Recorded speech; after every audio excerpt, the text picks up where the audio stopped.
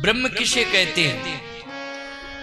सच्चिदानंद किसे कहते हैं? सच्चिदानंद रूपाय विश्वोत्पत्त्यादि हेतवे तापत्रय विनाशाय श्री कृष्णाय वयम नमः। विश्व की उत्पत्ति का जो हेतु है वही है सच्चिदानंद, उसी को हम ब्रह्म कहते हैं। दैहिक, दैविक, भौतिक तीन प्रकार के तापों को नष्ट करने की क्षमता जिसमें है वो है सच्चिदानंद। दैहिक, दैविक, भौतिक ये तीन ही प्रकार के ताप होते हैं। दैहिक मानी शरीर में कोई बीमारी आ जाए। अच्छा बोलो भाई, शरीर में बीमारी आ जाए तो हमारा शरीर प्रभावित हो जाएगा कि नहीं? यह है ताप। ये किससे ठीक होगा? बोले ये ठीक होगा दवा लेने से। बोलो हो जाएगा ना, दवा से ये ठीक होगा। लेकिन दैवीय प्रकोप आ जाए जीवन में तो ईमानदारी से बताओ, ये बिना दुआ के ठीक होने वाला नहीं है। दैविक ताप ये दुआ से ठीक होता है। और एक बात आपको बताएं, भौतिक ताप जैसे धन का अभाव, भौतिक सुविधाओं का अभाव, बहुत से लोग कहते हैं नहीं हमारे पास क्या करें, इतना कमाते धमाते लेकिन कुछ बचता ही नहीं, कुछ हाथ में रहता ही नहीं। खूब कमाते हैं, खूब कमाते हैं महाराज, खूब प्रयास करते हैं लेकिन कुछ रहता ही नहीं हाथ में। इसका मतलब है कि आप भौतिक ताप से संतप्त हैं। लक्ष्मी भी आपका कब साथ देगी याद रखना, जब आप भगवान की भक्ति करोगे तो लक्ष्मी आपका साथ देगी। कुछ लोग कहते हैं महाराज ऐसे ऐसे लोगों के पास धन है जो भक्ति से कोसों दूर हैं, उनके पास धन है, प्रारब्ध के अनुसार वो भोग भोग रहे हैं, याद रखना। समझ गए हो कि नहीं? किसके अनुसार भोग रहे हैं? प्रारब्ध के अनुसार वो भोगों को भोग रहे हैं। लेकिन याद रखना, भोगों को भोगने दो उनको, उनका हिसाब किताब परमात्मा की अदालत में है, वो संसार की अदालत में नहीं है। जब वो मर के जाएंगे ना तो भगवान की अदालत में पाई पाई से हिसाब हो जाएगा। समझ लेना इस बात को, क्योंकि उस अदालत में किसी का सोर्स नहीं चलता है। उस अदालत में यदि कोई हमारा पक्षकार होता है तो वो पैसा नहीं होता है, भोग नहीं होते हैं। हमारा पक्षकार हमारा धर्म होता है, सत्कर्म होता है, जो हमारे पक्ष में खड़ा होकर के वकालत करता है भगवान की अदालत में। बोलो भाई, कौन करता है भगवान की अदालत में वकालत? हमारा सत्कर्म, हमारा सत्कर्म खड़े होकर के हमारी वकालत करता है। लेकिन इनको भोग भोगने दो, इनका पाई पाई से हिसाब भगवान की अदालत में होगा, थोड़े समय का इंतजार है। और वैसे भी अब तुम देख रहे हो बुलडोजर चल ही रहे। क्यों भाई? बड़े बड़े मकान, बड़ी बड़ी हवेलियां जो है बुलडोजरों से ध्वस्त कर दी गई हैं और खाते करोड़ों के सीज कर दिए गए हैं। बोलो भाई, पहले हिसाब बताओ, ये संपत्ति आई कहां से? बताओ हिसाब। मैं ईमानदारी से कह रहा हूं, जो वास्तव में ईमानदारी से कमा रहे हैं, खा रहे हैं, संतोष का धन से, संतोष के धन से ही संतुष्ट हो रहे हैं। बोलो, कोई जांच उनके खिलाफ आज तक बैठी? जल्दी बोलो। उनके खाते सीज किए गए क्या? किसी प्रकार की कोई चुनौती सरकार ने उनके सामने पेश की? लेकिन चुनौती उन्हीं के सामने आ रही है जो नंबर 2 का रिकॉर्ड बना करके तैयार किए थे। बस वो जो भोगों को भोगने के लिए कमाई धरे थे उन्हीं के खाते सीज हो गए, याद रख। नहीं, मैं एक बात कहना चाहता हूं, टाटा बिरला का खाता सीज क्यों नहीं किया किसी सरकार ने? बोलो भाई, है हिम्मत किसी की? जल्दी बोलो। क्यों? रिकॉर्ड है उनका। बिरला जी के तो जहां जहां भी फैक्ट्रियां लगी हैं साहब, बड़े बड़े मंदिर बने हुए हैं वहां। न जाने कितने संत विद्वान वहां जाकर सत्संग कर रहे हैं, कथा कह रहे हैं। मैं ही प्रमाण बैठा हूं इसका। याद रखना, जिम सुख संपत्ति विनय बुलाए, धर्मशील पही जाए सुहाए। जो धर्मवान होता है संपत्ति उसके पास रहती है, और ऐसी संपत्ति होती है कि याद रखना वो संपत्ति जांच के घेरे में नहीं आती है, क्योंकि परमात्मा के द्वारा रिकॉर्डेड संपत्ति है वो। समझ गए हो कि नहीं? इसलिए ऐसी संपत्ति कमाना गलत बात नहीं है, लेकिन संपत्ति कमाओ तो लेकिन नारायण के अधीनस्थ होकर के कमाओ। किसके अधीनस्थ होकर? नारायण के अधीनस्थ होकर जो लक्ष्मी हमें प्राप्त होती है। याद रखना, नारायण सदा उसको आदेश देते रहते हैं कि तुम्हें यहीं रहना है, यहीं रहना है। तुम चाहे जितना प्रयास करो, कहो यहीं रहना है, तो लक्ष्मी नहीं रहेगी। लेकिन नारायण कहेंगे तुम्हें यहीं रहना है, तो बोलो भाई वो संपत्ति रहेगी, लक्ष्मी रहेगी कि नहीं रहेगी? इसलिए जहां सुमति तहां संपत्ति नाम, जहां कुमति तहां विपत्ति नाम। जिम सुख संपत्ति भी नहीं बुलाए, धर्मशील पहि जाए सुहाए। इसलिए हम लोग भौतिक ताप से आज संतप्त इसलिए हैं क्योंकि भगवान की शरण में असली रूप से नहीं है। सही रूप से भगवान की शरण में हो जाएं तो ये भौतिक ताप हमको प्रभावित नहीं कर पाएंगे। अच्छा, सुदामा जी को भौतिक ताप प्रभावित कर पाया था क्या? जल्दी बोलो। सुदामा जी ने मांगा है तो भगवान से भी नहीं मांगा था प्यारे, गए थे केवल भगवान के पास, मांगा कहां था? बोलो भाई, मांगा था क्या भगवान से कुछ? भगवान के पास केवल गए थे। लेकिन सुदामा जी जैसे भी थे, भक्त थे, संत थे, और संतुष्ट थे। क्या थे? संतुष्ट थे। और संतुष्टि का एक प्रमाण यही है कि कृष्ण जैसा मित्र पाकर के भी मांगा नहीं कृष्ण से। बोलो भाई, मांगा नहीं। लेकिन जिम सुख संपत्ति भी नहीं बुलाए, धर्मशील पही जाए सुहाए। अपने आप भगवान ने दे दिया कि नहीं दे दिया? बोलो। पता ही नहीं चल पाया सुदामा जी को। जब लौट के पहुंचे वापस तब पता चला, नहीं तो मालूम ही नहीं था। भगवान ने दे दिया। इसलिए तुम सबको भगवान देंगे, असली भक्त बने रहो, समर्पित भक्त बने रहो। भगवान तुम्हें अवश्य देंगे, समय पर देंगे। समय का थोड़ा इंतजार करो। समय के पहले मिलता नहीं है, लेकिन थोड़ा इंतजार करना पड़ेगा। द्रौपदी जी ने भी थोड़ा इंतजार किया तो भगवान ने वस्त्रों का अभाव हो रहा था। बोलो, किसका अभाव था? द्रौपदी के पास केवल वस्त्र का अभाव हो रहा था।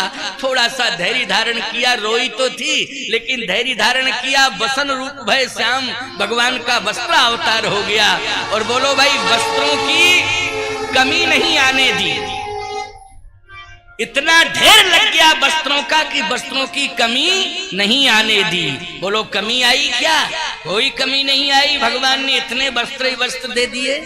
तो भक्त बने रहोगे, कमी कभी आएगी नहीं। समस्या आएगी, परिस्थिति आएगी, समस्या चुनौती देगी, लेकिन प्यारे कमी नहीं रहेगी। पूर्ति कौन करेगा? परमात्मा करेगा। द्रौपदी के पास एक ही कमी पड़ रही थी, कपड़ों की कमी। बोलो भाई, साड़ी की कमी पड़ रही थी, लेकिन वो कमी की पूर्ति किसने की? श्याम सुंदर ने की, भगवान ने की। इतने कपड़े तो कोई वस्त्र विक्रेता नहीं दे सकता था। बोलो भाई, दे सकता था क्या? इतने कपड़े जितने भगवान ने ढेर लगा दिए। चल दुशासन, तुझमें जितनी ताकत हो अपना काम कर, और मैं अपना काम कर रहा हूं, कर। तो बोलो भाई, दुशासन की भुजा थकित भई, बसन रूप भय श्याम, सुनहरी मैंने निर्बल के बल राम। तो देखा आपने, ये है भक्ति का चमत्कार। विश्वास करने की जरूरत है, इसलिए विश्वास करो। भक्ति पकड़ में आ गई मनु जी की। कैसे पकड़ में आई? गोस्वामी जी कहते, दृढ़ प्रीति है करहीं आहार। दृढ़ प्रीति, प्रीति बिना नहीं भगति दृढ़ाई, जिम खगेश जल की चिकनाई। तो गोस्वामी जी कहते, करहीं आहार साक फल कंदा,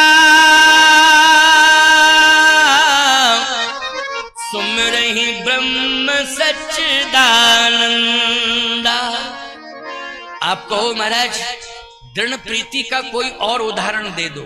एक उदाहरण मैं और दे रहा हूं, क्या? मांगहि बर बहु भांति लुभाए, ओ परम धीर नहीं चलत चलाए। बोले कौन आए थे देने के लिए? बेदी हरिहर तप देख अपारा, मनु समीप आए बहुबारा। मांगहि बर बहु भांति लुभाए, लेकिन परम धीर नहीं चलत चलाए। बोलो ये दृढ़ प्रीति है कि नहीं? ब्रह्मा जी कह रहे मांग लो मांग लो मांग लो। मनु जी ने कहा ब्रह्म चाहिए, ब्रह्म। ब्रह्मा जी बोले ब्रह्म तो पकड़ में ही नहीं आता है, कैसी बात कर रहे हो? ब्रह्म कहाँ पकड़ में आता है? बोलो भाई, ब्रह्म पकड़ में नहीं आता है। अब ब्रह्म पकड़ में नहीं आता है तो हम कहां से दे सकते हैं? ब्रह्मा हूं मैं, और कुछ मांग लो। महाराज मनु ने कहा नहीं, ब्रह्म ही चाहिए। शंकर जी ने भी कहा कि मांग लो मांग लो, कहे मुझे ब्रह्म चाहिए। शंकर जी ने भी कह दिया ब्रह्म तो पकड़ में आता ही नहीं है, हम कहां से पकड़ लाएं और कहां से तुम्हें दे दें? तो कहे महाराज बस ब्रह्म के अलावा मुझे कुछ नहीं चाहिए। बोलो दृढ़ प्रीति है कि नहीं है? ये क्या, इसको क्या कहते हैं? बोलो दृढ़ प्रीति कहते हैं। इसका मतलब है कि भक्ति की शक्ति मिल गई महाराज मनु को। बोलो मिल गई भक्ति की शक्ति की नहीं? ना हिल रहे हैं ना डुल रहे हैं, बड़े बड़े प्रलोभन किए जा रहे हैं, लेकिन महाराज मनु अचल प्रतिष्ठित हैं। बेदी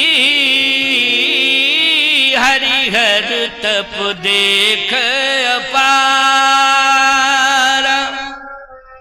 मनु समीप आए बहुबारा। मांगहि बर बहु भांति लुभाए, परम धीर नहीं चलत चलाए। परम धीर नहीं चलत चलाए। धीर नहीं, परम धीर है। परम धीर, परम में पूर्णता है। परम में क्या है? पूर्णता। मतलब ऐसा धैर्य है कि डिगने वाला नहीं है। ब्रह्मा विष्णु महेश तीनों चले गए प्यारे। उन्होंने कहा ब्रह्म चाहिए। भक्ति से वो ब्रह्म निर्गुण से सगुण बन जाता है। किससे बन जाता है? भक्ति से बन जाता है। निर्गुण से सगुण बन जाता है और किसी में ताकत नहीं है। बड़े बड़े ज्ञानी जो है पकड़ने की कोशिश करते हैं, लेकिन ज्ञानी नहीं पकड़ पाते हैं उसे, लेकिन भक्ति पकड़ लेती है उस ब्रह्म को। एक प्रमाण में आपको दे रहा हूं, सुनते जाइए। अयोध्या में वो ब्रह्म आया और जब उसने लीला की तो उस लीला में दशरथ जी ने पकड़ने की कोशिश की। तो दशरथ जी क्या है? ज्ञान है। और कौशल्या जी क्या है? भक्ति है। दशरथ जी क्या है? ज्ञान है। कौशल्या जी क्या है? भक्ति है। जब ब्रह्म ने लीला की अयोध्या में तो दशरथ जी ने पकड़ने की कोशिश की, दशरथ जी पकड़ नहीं पाए। प्रमाण क्या है? प्रमाण है भोजन की थाली आ गई, सामने रखी है। अच्छा, आप अपने बच्चों से प्यार करते हो और कोई चीज खाने की वस्तु आपके सामने आ गई तो बच्चा दिखाई दे रहा है तो आप प्रयास क्या करते हो? पकड़ने की कोशिश करते हो कि ये प्यारा प्यारा बच्चा मेरी गोद में बैठ जाए, मैं भी खाऊं, इसे भी खिलाऊं। बोलो यही तो प्यार है, यही तो प्रेम है। दशरथ जी ने भी यही सोचा कि ये राम मेरा कितना लाडला प्यारा है, मेरे सामने ये 56 प्रकार के व्यंजन आ गए, जरा राम को पकड़ लूं और बिठाऊं और खिलाऊं। तो गोस्वामी जी कहते भोजन करत बुलावत राजा, और नहीं आवत तज बाल समाय। बार बार बुला रहे हैं दशरथ जी। एक बार तो दशरथ जी महाराज दौड़े पकड़ने के लिए, लेकिन नहीं आवत तज बाल समाजा। छिप गए राम जी, छिप गए, दशरथ जी को दिखाई नहीं दे रहे हैं। लेकिन कौशल्या जब बोलन जाई तो ठुमुक ठुमुक प्रभु चलहीं पराई। कौशल्या भक्ति है, भक्ति जब दौड़ी पकड़ने के लिए तो बोलो वो ब्रह्म पकड़ में आ गया कि नहीं आ गया? भक्ति के पकड़ में। ज्ञान नहीं, लोग नहीं पकड़ पाएंगे उसे, वो ज्ञानी कहां पकड़ पा रहे हैं, लेकिन भक्तों ने पकड़ा। बोलो किसने पकड़ा? भक्त ने। इसलिए भक्ति में बड़ी शक्ति है, बड़ी ताकत है। भक्त बनने की कोशिश करो। आज ब्रह्मा विष्णु महेश चले गए, कहा कि ब्रह्म ब्रह्म बार बार कह रहे हो, ब्रह्म को कोई पकड़ ही नहीं सकता है, क्या ब्रह्म ब्रह्म रटना लगाए हो, ब्रह्म नहीं आएगा पकड़ में। महाराज मनु ने कहा कि पकड़ में नहीं आएगा तो प्राण तो दे ही सकता हूं मैं, इतना तो अधिकार है ही। पकड़ में नहीं आएगा तो प्राण दे दूंगा। देखो ये दृढ़ प्रीति है। क्या है ये? दृढ़ प्रीति है। पकड़ में नहीं आएगा तो प्राण दे दूंगा। भगवान पकड़ में नहीं आ रहा है तो प्राण देने के लिए तैयार हैं। कौन? महाराज मनु। और तुम लोगों की कंडीशन क्या है? तुम लोगों की कंडीशन तो ये है कि अगर तुम्हारी च्वाइस पूरी नहीं होती है तो तुम प्राण देने के लिए तैयार हो जाती हो। बोलो यही कंडीशन है कि नहीं? तुम्हारी च्वाइस तुम्हारी भगवान को पाने की नहीं है, तुम्हारी च्वाइस है संसार के भोग पदार्थों को पाने की। बोलो ये गलती तो नहीं है, गलत तो नहीं कह रहा हूं। संसार के जितने भोग पदार्थ हैं उनको पाने की च्वाइस तुम्हारी हाथ है। लेकिन प्यारे वो भोग पदार्थ संसार के जब तुम्हें नहीं मिलते हैं तो बोलो जीवन से रूठ जाते हो कि नहीं रूठ जाते हो?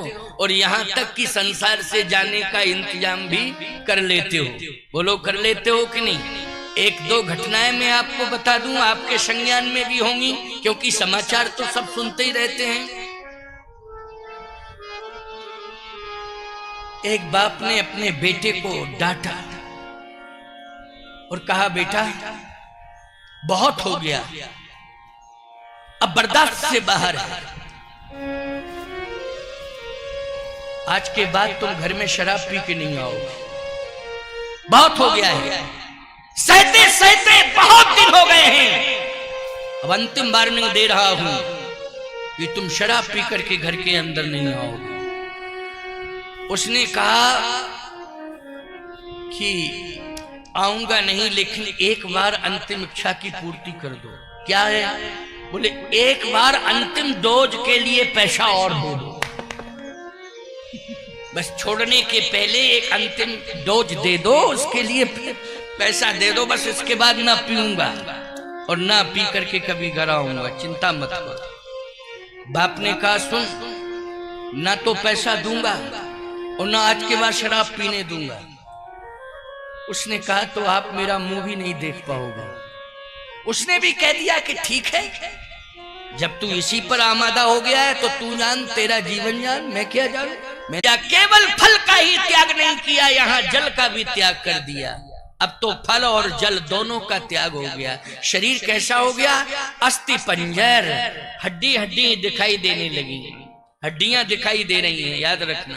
लेकिन संकल्प क्या है? भगवान का दर्शन जब तक नहीं कर लूंगा, ना फल ग्रहण करूंगा ना जल ग्रहण करूंगा। बोलो ये संकल्प ज्ञानी लेता है कि भक्त लेता है? जल्दी बोलो। ये संकल्प केवल भक्त लेता है। बोलो लेता है कि नहीं? ज्ञानी तो सोच लेता है कि नहीं नहीं नहीं, जो ज्ञान है वही भगवान है। ज्ञानी क्या कहता है? जो ज्ञान है वही भगवान है। मेरे जीवन में ज्ञान है वही तो भगवान है। कौन भगवान? किस भगवान की बात कर रहे हो? ज्ञान ही भगवान है। नहीं नहीं नहीं, भक्त कहता है प्रकट होना पड़ेगा। क्या होना पड़ेगा? प्रकट होना पड़ेगा।